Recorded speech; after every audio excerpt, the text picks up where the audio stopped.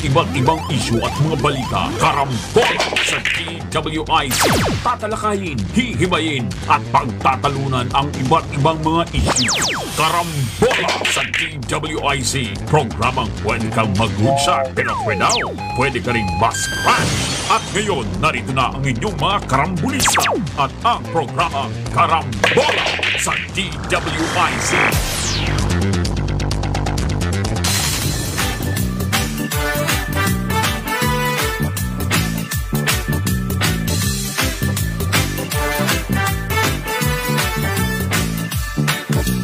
Gising sa umaga kasabay ng almusal, nakatutok sa programang may kabuluhan. Walang paligoy-ligoy, diretsyo na sa punto. Walang peke dito, totoong balita lamang. Astig na pananaw at malayang pamamahayag.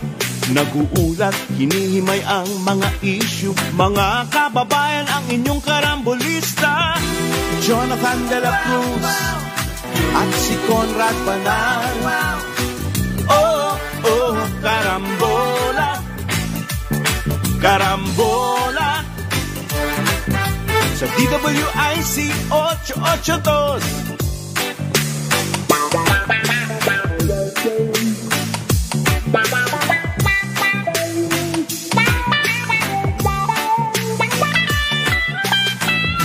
Kaya tumutok na at huwag bibitaw.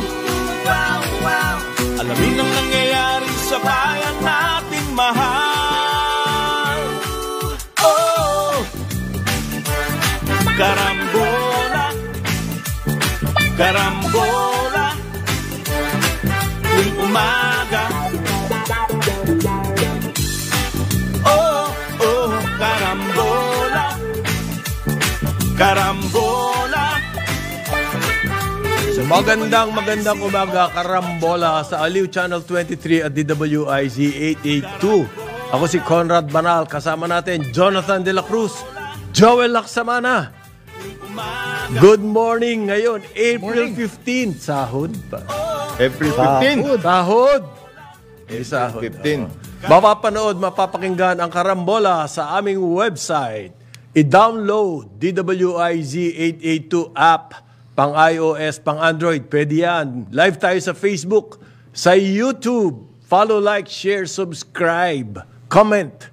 Text line 0999-376-6768. Mapapanood din ang karambola sa Digital Free TV. Aliw 23. Channel 24 sa Signal. Channel 27 sa TV Plus. Sa GMA For The Box, Channel 25. Kahit anong digital TV device or TV receiver, i-scan nyo lamang po yan, makikita nyo na yung Aliw, Channel 23. Good morning. Good morning, good morning. Sa mga hindi makasakay, good morning pa rin. Dahil... ano tayo, konting tease lang. Kasi... 2 araw daw yan. hanggang bukas. Sabi ng... ang problema dito, pare, dito lang sa Metro Manila to. Meron din sa iba, kaya lang hindi ganitong katindi. Nationwide ba to? Nationwide to eh. Nationwide to. Na yung mga iba kasi, ibang areas, hindi naman kasi... Baliwala daw po yan, sabi ng Department of Transportation. Ang tawag dyan, they poo-pooed. Yan ang problema. They cannot paralyze traffic in Metro Manila. Ano problema doon? That is not the point. That is not the point. That is not the point. So what's the point? The point is, solve this problem because it's going to be a continuing paulit-ulit. Paulit-ulit yan. Kung hindi nyo na so impose nyo yung deadline sa 30. Oh. After that, dito na naman. Ano yun? Downplay lang nila ang epekto nito sa... They've been downplaying it for the past 7 years. 5% lang daw po for the past 7 years.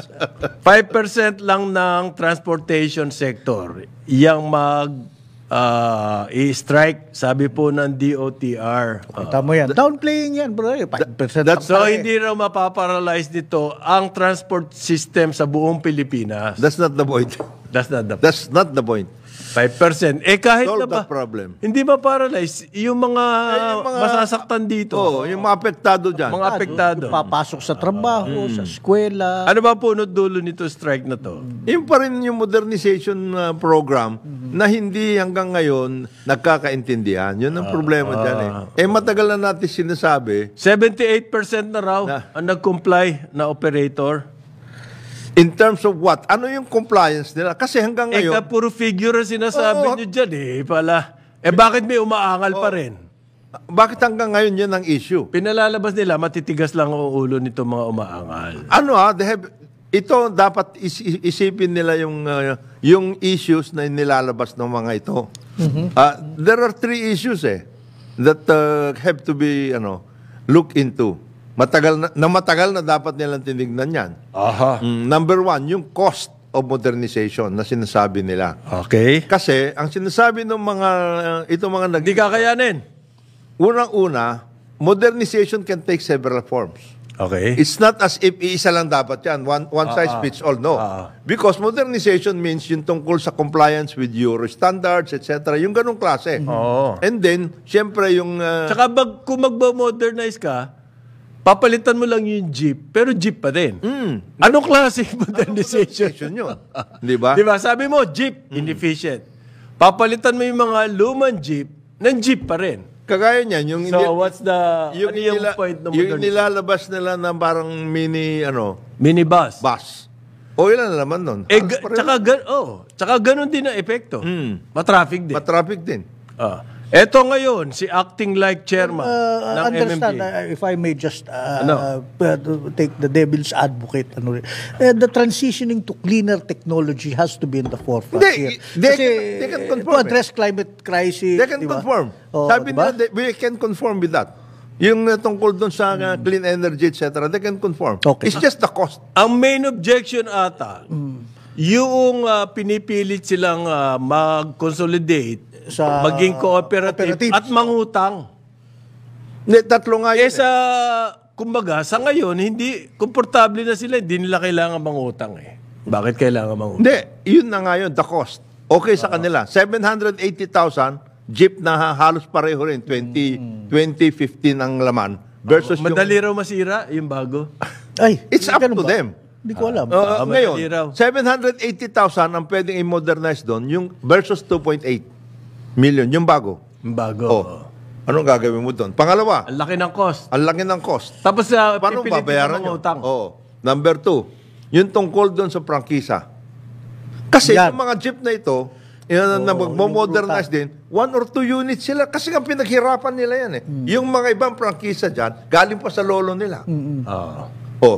Bakit mo ngayon ipipilitin na magko-consolidate sila? I-give up nyo yung franchise. I-give up mo yung franchise mo. Saan ako anong mangyayari sa akin? Yun ang aking hanap Pero buhay. bakit kailangan ba maging cooperative? Precisely. That Ba't is the kailangan other point. yun? Kailangan pa ba talaga yun? Kailangan Why? ba yun? Bakit Anong rational nung kailangan maging cooperative? Pwede naman ako mag-cooperate sa inyo na 1 or 2 units lang ako. Hindi pwede. Hindi consolidated yan. Hindi kailangan ng consolidation nga because we are talking about a franchise Ang franchise yung pinag-aawayan dito na isa Hindi kaya mga panahon na rin siguro na di ba, we're rationalizing the industry. There will be those who will fall by the wayside. Baka it's time na That's iba na the other point. Iba na hanap Yung buhay. rationalization na sinasabi nila is not rationalization Hindi because ba? up to now, they don't know how many talagang ruta at makailangan na nandyan lip sa sakyan. service lang I have to admit, kailangan ayusin yun. So yan ang tatlong issues dyan.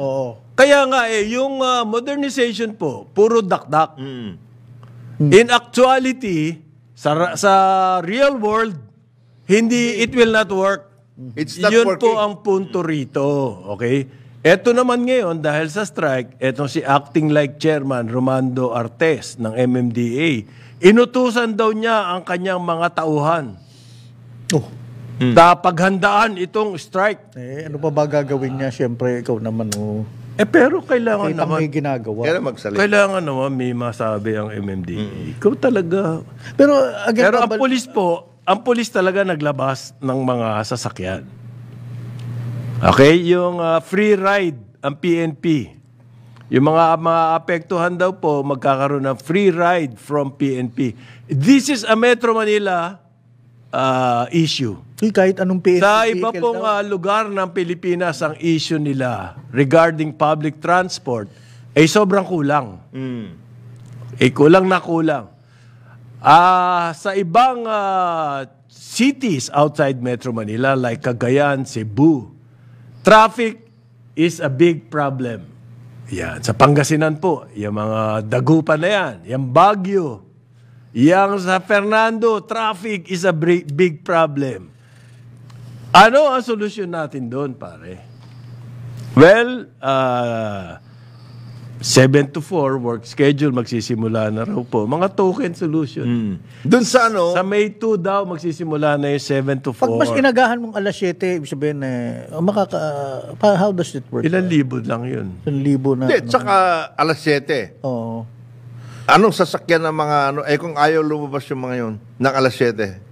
Wala ka ring nasakyan. Wala na rin sasakyan. Okay. New work hours daw po sa mga LGU sa Metro Manila. 7 to 4. This is an experiment. Hindi pa proven to. Titignan natin ilan ba ang mababawas doon sa 8 o'clock. Mga mahigit 100,000 daw po ang LGUs. Ang estimate nila yan. So ilang milyon na lang ang natitira.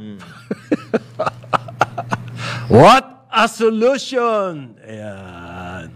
Ano pa po? Ang solution ban on the electric trikes. Nagsisimula na rin yan, ano? Today. Pinsa, today. Today. Ilan ba naman ang nahanuan dyan sa electric trikes na yan?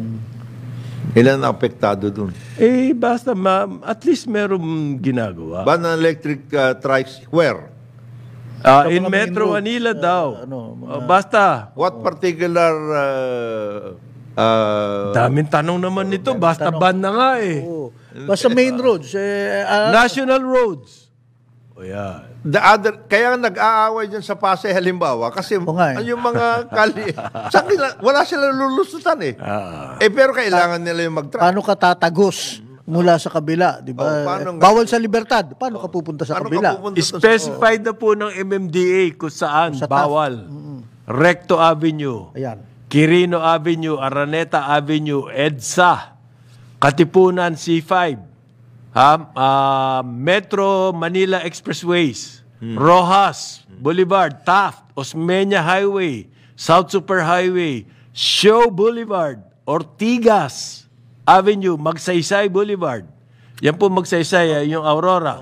Quezon Avenue, Commonwealth Avenue, A. Bonifacio Avenue, Rizal Avenue, Del Pan, Elliptical Road, Mindanao Avenue, Marcos Highway, Boni Avenue, Espanya Boulevard. Yan. Sa totoo lang, Uhulihin daw po kayo ng MMDA. Yan, ha? Yan. sa totoo lang, Yan. wala pang 1,000 na trike na gaano dyan. Dyan sa mga sinasabi. Yung mga sinabi niya.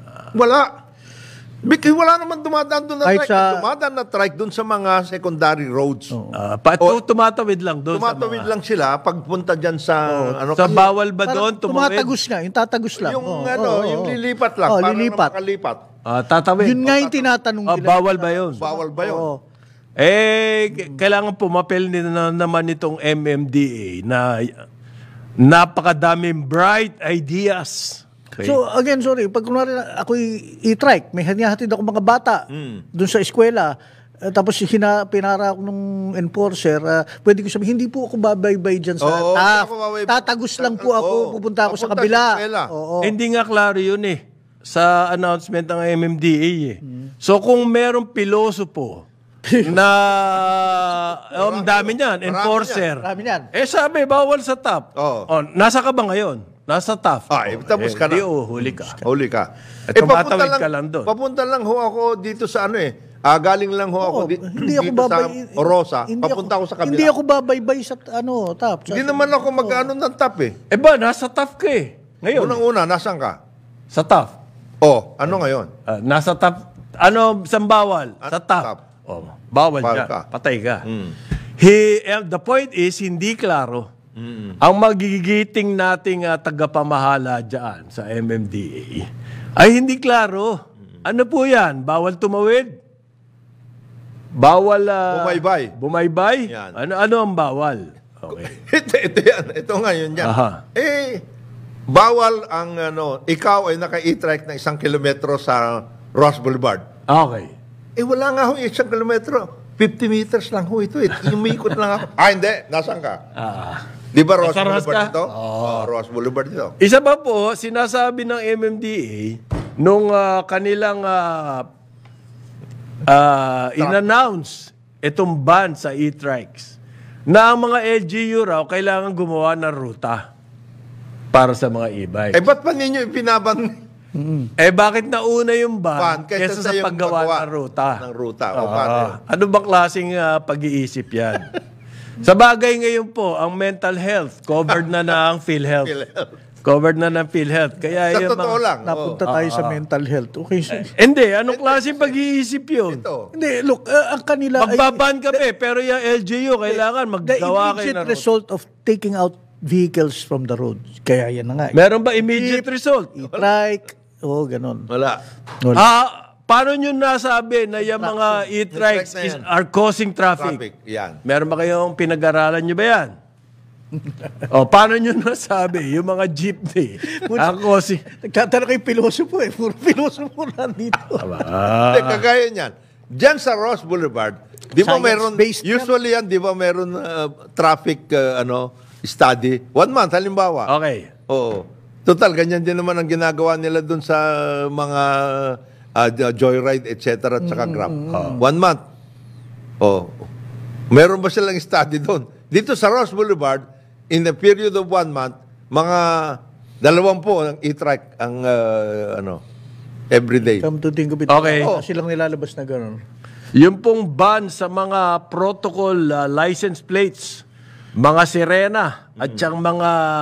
Wang-wang. Yung umiilaw-ilaw. Blinkers. Alam mo na, natanong pa ang presidente doon sa Washington tungkol dito. Hanggang doon Hindi ba daw parang eto rin yung ban ni Noynoy? Inulit lang. Ano masama doon? Well, yung pong ban ni Noynoy, ginaya niya rin yung kay Marcos. Yung original na Marcos. Dahil matagal na po yan, merong... Meron talagang yan. Meron talagang ganyan na order. Letter of instructions yan.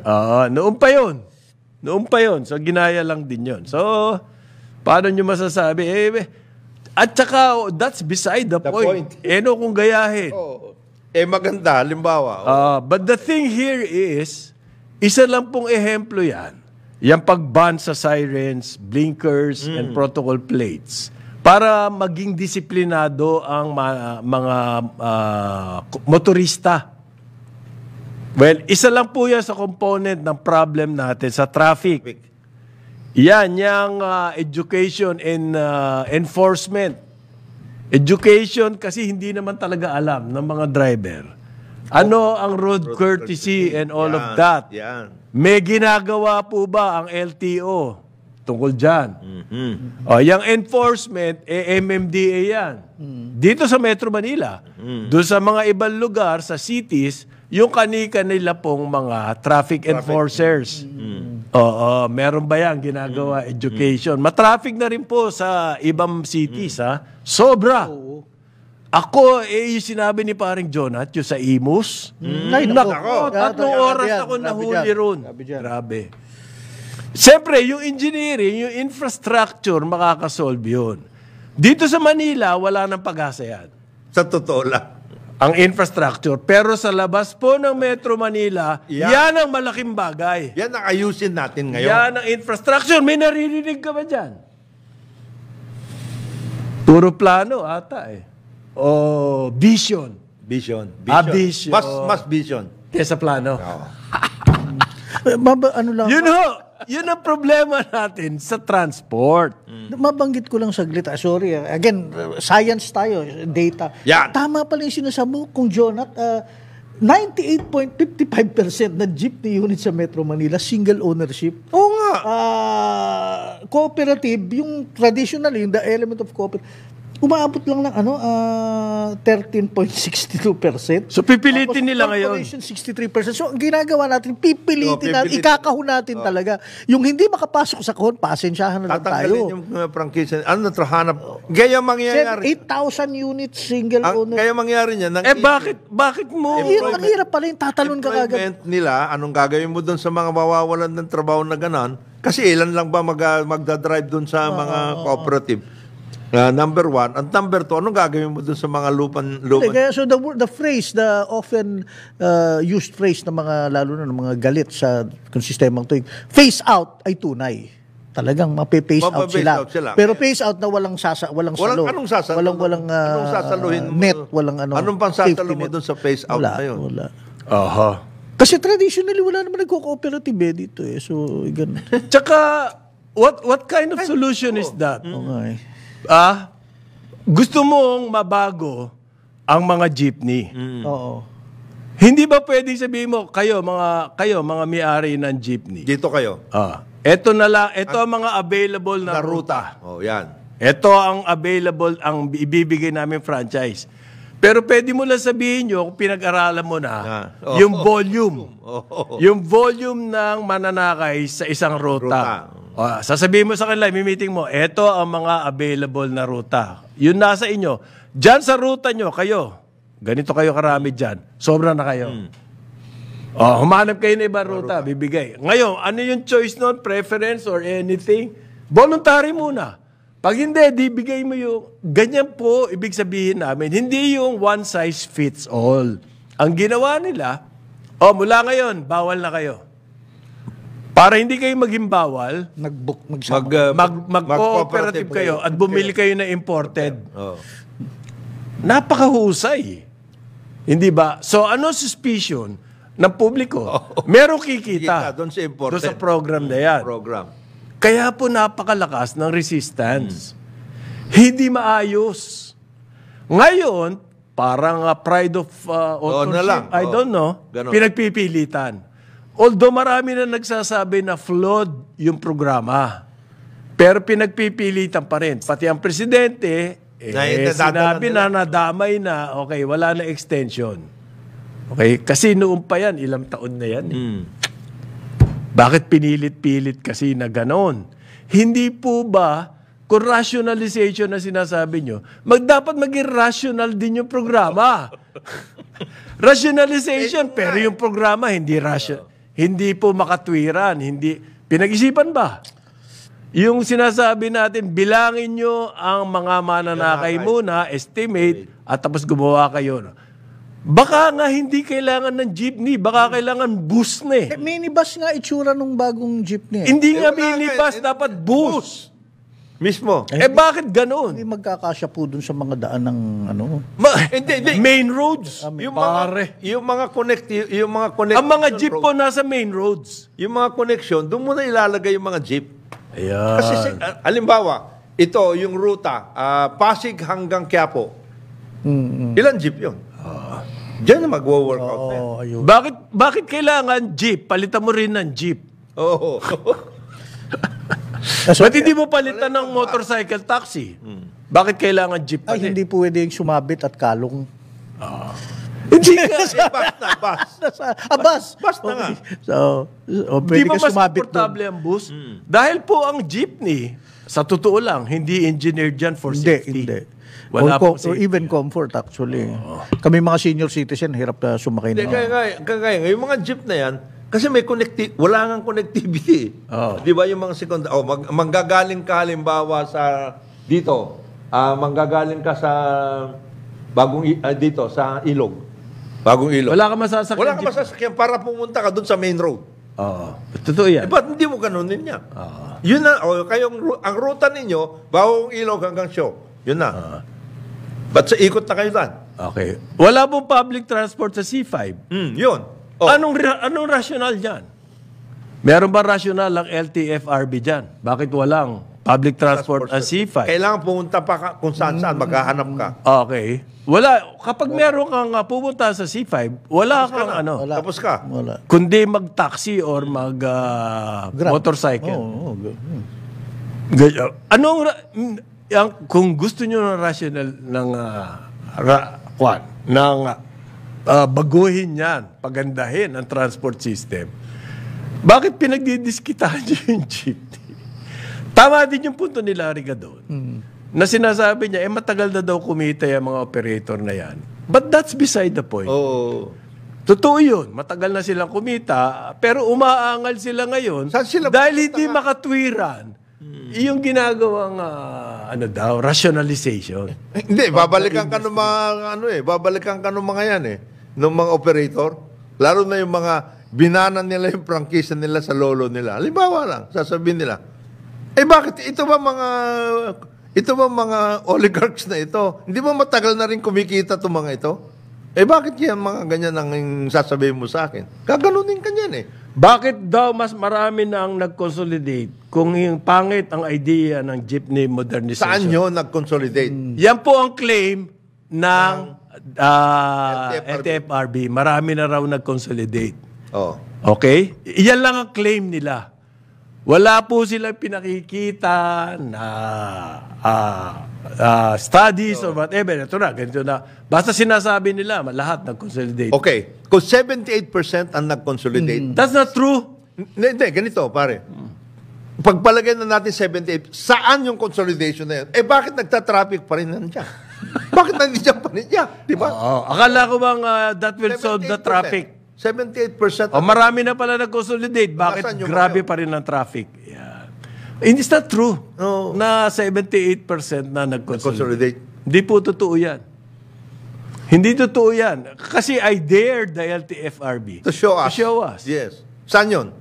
Saan yung consolidation na yun? Anong ruta yung nag-consolidate? Anong ruta? Anong ruta? Saan yung ruta na yun na nag-consolidate siya? Definitely hindi sa show boulevard. Tsaka ganito yan. Maaring nag-consolidate, meron silang agreement. Oo. Pero hindi pa po nagagawa yan na consolidated and then tumatakbo na yung kooperatiba at nangutang na, tumaandar na yung mga modern jeepneys. Ano siguro mga nag-indicate na, magko-kooperatiba kami. Ayan. Binilang na yon. Hindi pa. Siyempre, The eyes and the Siyempre nays. kung ako, para ma-maintain ko yung aking sarili. Oo, ka lang. Sasabihin ko, Meantime, okay ka na. Okay na yung franchise. pasensya na ho, kasi nag-okay ako sa consolidation, kaya hindi ako makabili muna ng jeep. Na yung gusto nyo jeep. Uy, may nagsasabi rito, kailangan na raw tayong palitan. Dito. Thank you. Yung jeep o tayo? Tayo daw. Tayo. Pucha, sinalintulad. Ito ba, magaling itong mga nagko-comment dito eh. Okay. Salamat po at nakikinig pa kayo. Salamat naman. 8:30 ng umaga, Aliw Channel 23 at DWIZ 882. Karambola sa DWIZ. Mga karambulista at ang programa Karambola sa DWIZ. Karambola, karambola, tuwing umaga. Balik tayo, Karambola, sa Aliw Channel 23 at DWIZ 882. Kasama pa rin natin, Joel Lactamana, Jonathan De La Cruz, ako si Conrad Banal. Good morning. Ngayong Good April morning. 5th. Morning. Uulitin ko lang ang pagbati sa ating ginoong boss ng Aliw 23, Yes. si Boss Edgard Cabangon. Na Dual citizen na rin. Oo, nag-dual citizen na siya nung medyo konti siyang salo-salo nung Sabado. At dumating pa si First Lady. Yes. Mahilig pala sa sa mga 80s na music, napapa-induct siya dun sa mga tugtugan sa kantahan Pero happy birthday ulit, Boss Edgard. Happy birthday. Pero child of the 70s yan. Ganun ba? Child of the 70s talaga. Sila, dalawa, pareho. Pagka tumugtog pala yung ganung mga music, 70s, 80s, ano siya? Hindi, kagaya si Presidente. Di ba, James Taylor? James Taylor nga. Oo. Di 70s. Ngayon, paalala lang ko, yung mga nagko-comment, we welcome comments very much. Gusto namin yung mga magko-comment kayo sa issues. Pero kung bastos na yung mga pinagsasabi nyo tungkol sa hosts, Wala yun. meron pong patakaran ng DWIZ na that's not welcome. Okay?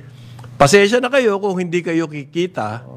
Dahil alam namin yung mga comment ng ganyan, meron kayong mga kliyente. May bayad dyan. Gusto nyo. Pasensya na kasi bastos yung mga comments. Mag-comment kayo sa issues. Mag-comment na kayo. Kung hindi kayo sang-ayon dun sa pinag-uusapan namin tungkol sa traffic, ganyan.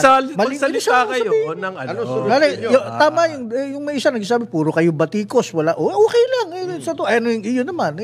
Yun ang trabaho namin. Batikos. Saka may suggestion kami. May suggestion kami. Well, anyway, halimbawa, ito, announcement daw ng DPWH over the weekend. 2 infrastructure daw ang natapos. Okay. Ano ba yan? Ano yan? Merong kalye. Medyo 490 meters lang. Wala Saan pa 1 kilometro. Sa Cagayan. Sa Cagayan, Abulog. Abulog. 490 meters lang. Ay in-announce pa. Doon sa Albay naman daw. In-announce. Sino nag-announce? Yung LGU? Ang DPWH. Ang DPWH. Diyan naman daw sa Ligao City, sa Albay. 800 meters. Almost a kilometer. Baka naman saksakan ng kinis yan, bro, at talagang magandang daan. Kaya ina-announce. Wow! Yan po ang hinahanap natin eh. Ano ba yung engineering solutions? Sinabi nga namin, hindi lang dito sa Metro Manila. Alakhang, Maynila, ang problema. Sa labas ng Pilipinas problema.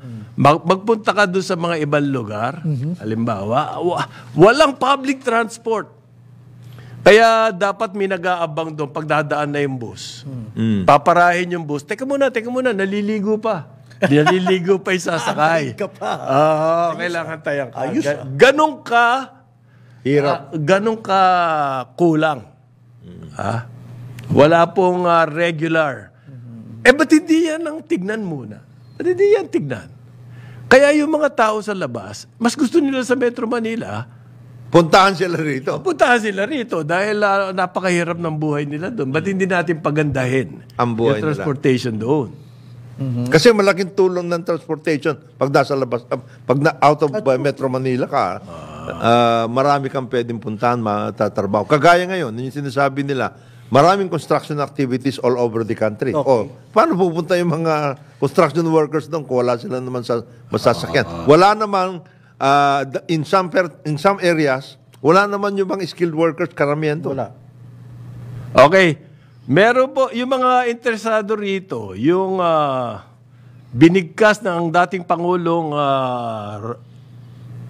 Rodrigo Roa Duterte versus yung sinasabi ng China. Sinabi ni, meron daw, sabi ni,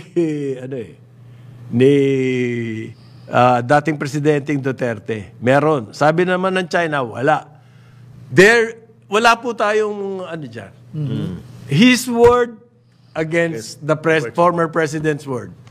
Ganyan lang yan. Ngayon, yung mga nagsasabi pa sa House, imbestigahan natin yan. Yes. Magpapatawa. And then, That's the end game. makakarating ba kayo? Alam niyo po, yung sinasabing gentleman's agreement, silang dalawa lang yun. Hindi ba? To keep the peace. Yun na sinabi ni Ngayon, kung makikita yung sa policy, yung agreement nila ngayon, noon, binago na nga yung policy. Wala na yun. So, useless na po yun.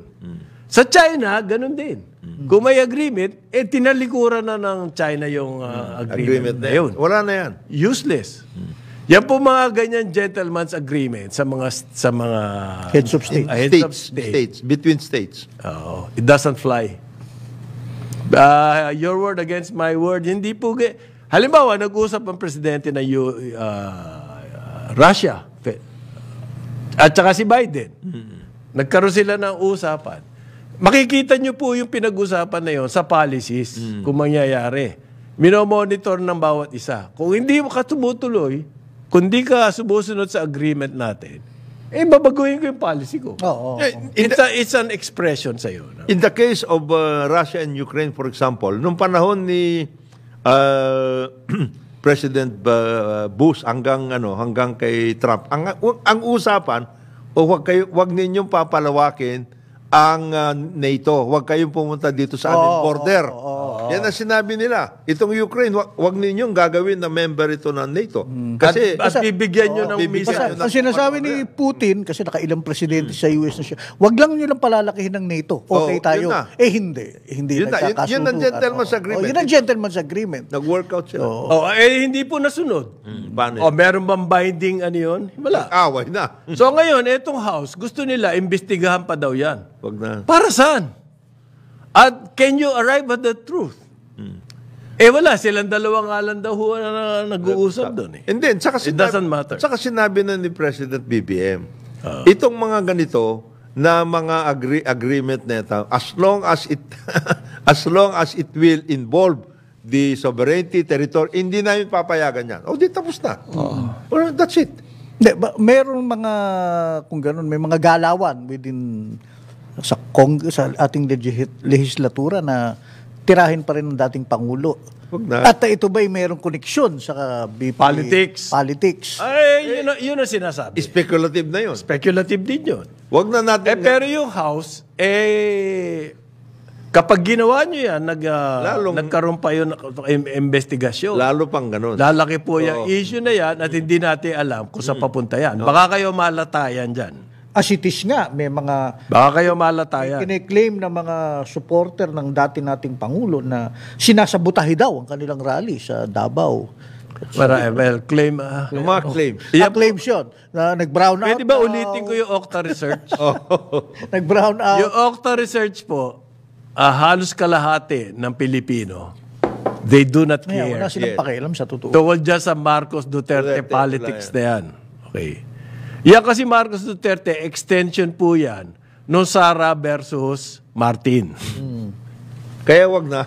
Inakyat pa nila sa Marcos Duterte, which is so stupid. Di ba?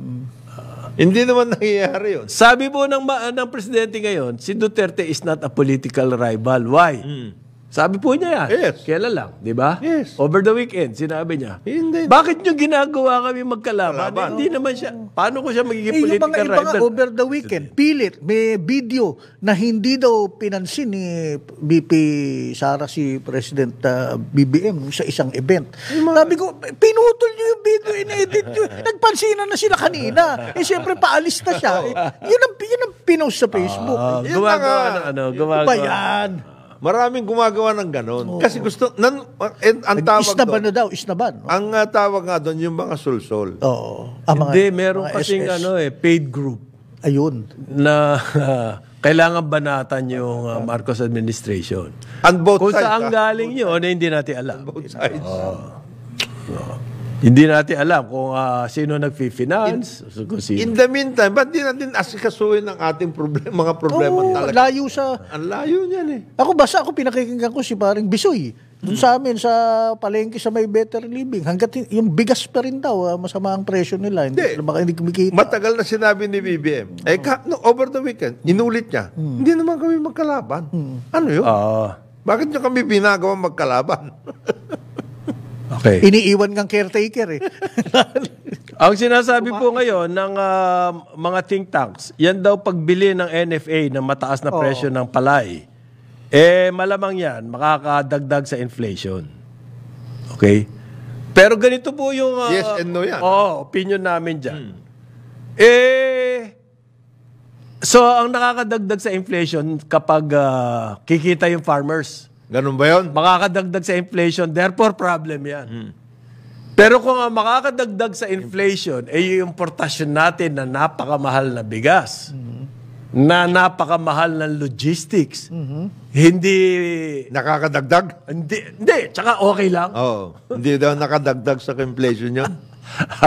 Baligtad. Ang mga isip nito mga to masyadong in favor na ng Importation. Hindi nila iniisip, paring Conrad, paring Joel, yung the cost of importation, ang iniisip lang nila, yung cost at the farm gate in Vietnam. Ayan. Ayan. Yung logistics po niya. Yung pagpasok nila dito. Ayan. Tapos yung smuggled. Ayan pa. Iba pa yun. Smuggle, yeah. Sabi po ng Department of Agriculture, maglalaan sila ng 500 milyong piso Laki-laki yan para mga sa fuel subsidy ng mga mangingisda at saka ng mga magsasaka. Dahil taas po ng taas ang presyo ng petrolyo. Again, mga 3,000 bawat isa daw po ang matatanggap. Again, we want to point out, asan yung listahan nyo Nang bibigyan. ng bibigyan Oh, yes. ng available? Yun lang. I-announce po natin yan. Dahil baka kung saan sa naiipit, yan Yung mga subsidy ganyan. na yan. Okay? Wala, kulang sa transparency ang mga programa natin na subsidy. Medyo zero in daw yan dahil mga bangka na hindi nag-exceed sa 3 metric tons. Hindi nga saan yun. Saan yun? Ito yan Sino yun? Sino yun? Hindi, kagaya niyan. Kung ako sa kanila, halimbawa 500 million available. Oo. Ito ilalagak ko 250 million dito sa mga farmers, dito sa Nueva Ecija, Cagayan. Lugar. Ganon. Geographically, Ito yan. saan? Identify dyan. Ito yung mga farmers na talagang totoong farmers. Ito, Sinasabi nila, may listahan daw sila eh. Pero wala pa nakakakita ng listahan na yun eh. Maski yung mga reporter, tinatanong ko pinakita na ba sa inyo yung listahan? Hindi daw. Wala raw sila alam. Oo nga, no? ngayon, kagaya niya Ano to, press release o press conference? Kasi pwedeng itanong yan, sino po ang bibigyan niya? Sino ba Saan? yan? Meron ba kayong Kagaya listahan? niya sinasabi mo, 3 meter? 3 metric, ano? 3 metric, 3 meters ang haba. 3 meters ang Saan haba. yun? Ano ba?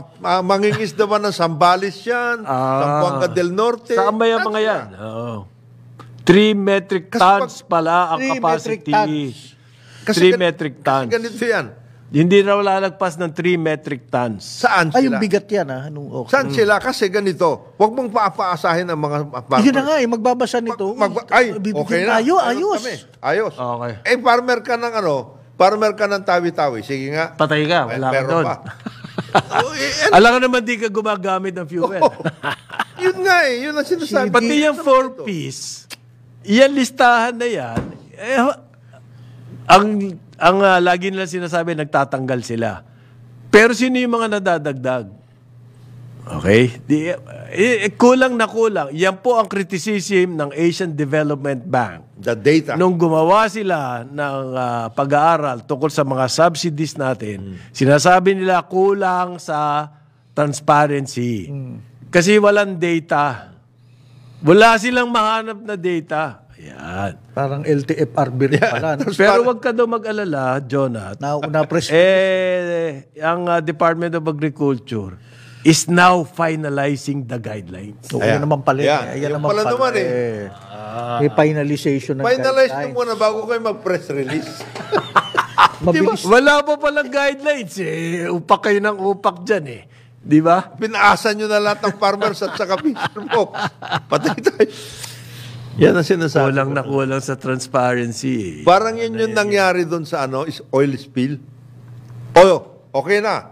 Saan sa Mindoro? Mindoro. Yun sa Verde Last year. Island? Last year doon sa Pola. Ah. Sabi ng GSIS, magre-release kami ng ganitong 300 million whatever for the Pucha, may issue ngayon dyan sa GSIS. Ang laki, mamaya pag-usapan na. Ang laki ng issue dyan. Kasi laki ni Sumo.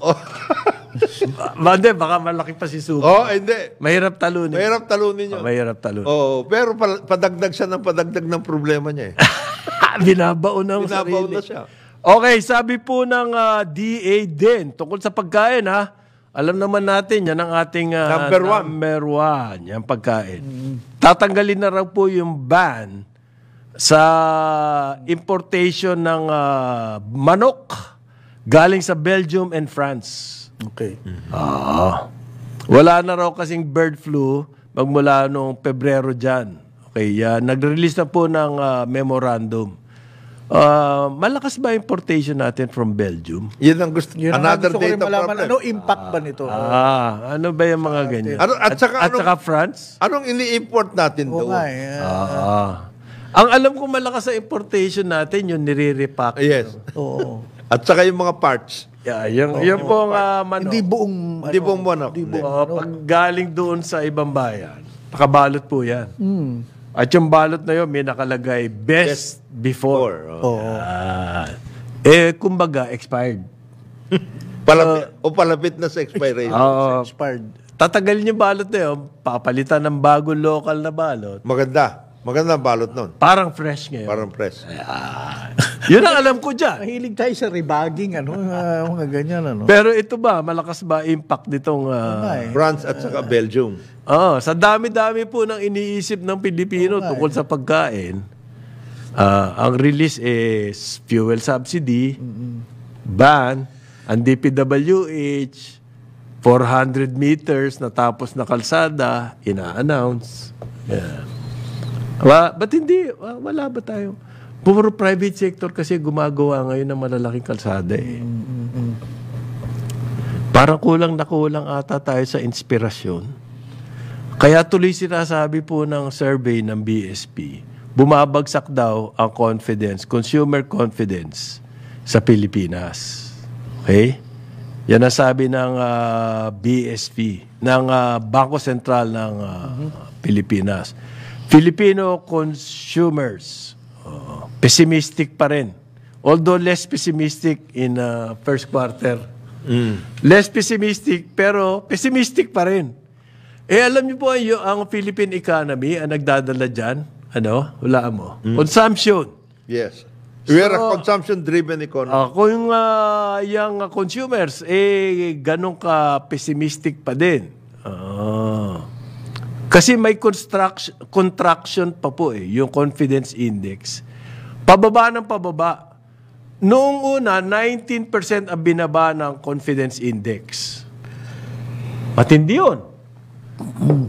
Ngayon, 11% na lang ang binaba. Okay. Pero bumababa pa rin ang confidence.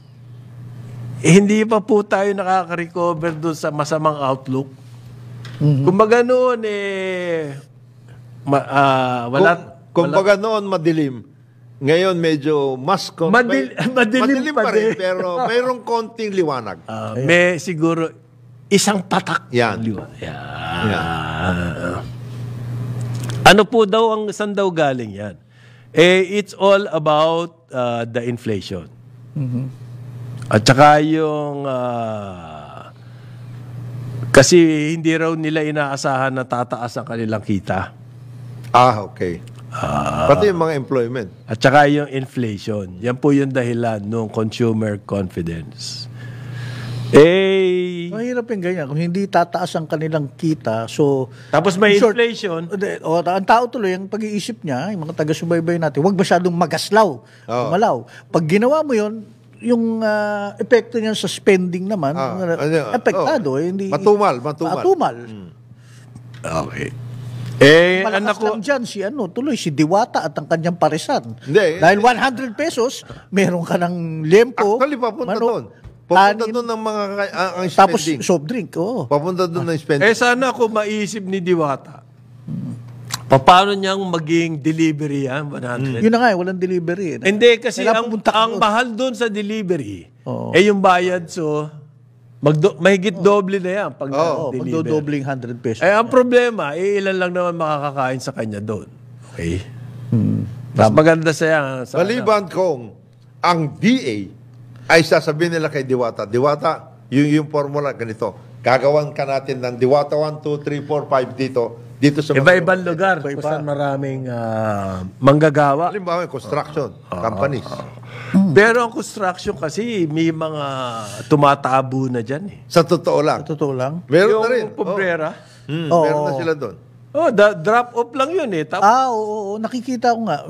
Pipila na wala naman kasi kakainin yan. Tapos ang collection yun every week. Gusto mo, kausapin na lang natin si Diwata. Ano nang gawin natin? Diwata, kami na lang yung delivery system. Ang problema po, ang investments daw, nangangako ang American business, mag-i-invest na sila sa Pilipinas dahil nagkaroon daw ng tripartite. US at saka Japan daw. Yung mga ganyang bola, narinig na namin yan eh. Pero... Kumita na yan, pare. Pero sabi ni Ambassador Jose Manuel Babe Romualdez, Ayun. doon sa nakatatak $100 billion Nakatatak. between over 5 to 10 years. Paano mo nakwenta yon? Sabi niya. Ngayon, Ako yung mga figures na ganyan, I'm a bit skeptical. Kasi, paano mo nakwenta yung 100 billion na yun? pare, merong yung modular nuclear energy program. O, semiconductors. Tapos, luluwangan yung tungkol sa garments. Sabihin mo na lahat ng sektor mag-i-invest. Ang tinatanong ko, saan mo nakuha yung 100 billion na figure? Yun ang sinabi sa akin. Ayan. Yeah. Nung mga investors. Oo. In other words, palamuti yan. Pagkatapos, merong $128 million na going through the legislative mill in US.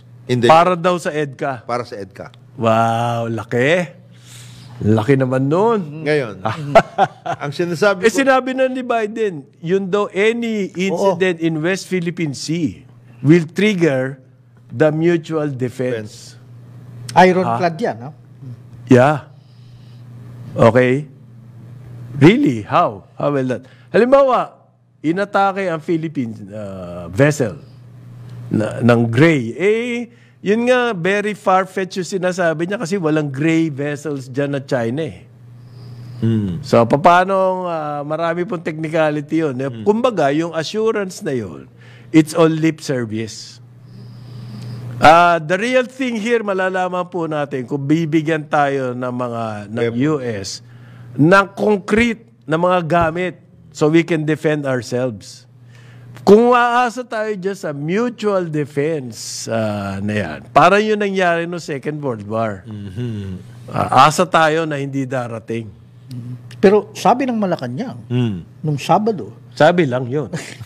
na si US President Joe Biden is sourcing $128 yun na nga. million. Yun na yun. Luzon Economic Corridor daw. Ay, yun na pa. Oo, ito na nga. 128 million US. Tinatanong ko yung mga... 7.24 billion pesos. Tinatanong ko yung economist nung over the weekend. Meron ako nakausap. Ano ba yan, Luzon na... Corridor na Corridor na. Hindi ko nga alam eh. Pero... meron ba tayong Luzon corridor? No, supposed to be, that corridor is from Clark to Subic. Yun yung corridor. Oh my. Ang liit nun. Hindi, kasi lalagyan daw nila ng tren. Wow. Napatingin tuloy ako tren. Oh, yun. Nauna pa. Okay, sige. So mga 30 taon bago matapos yan. Oh, yun, may study naman. Agayan. Let's be safety conscious. Okay. Puro lip service. Meron nga isang konkreto na project 480 meters long. My God. Hindi, ito na lang, yung tungkol dyan sa... Puro plano eh. Yung tungkol dyan sa...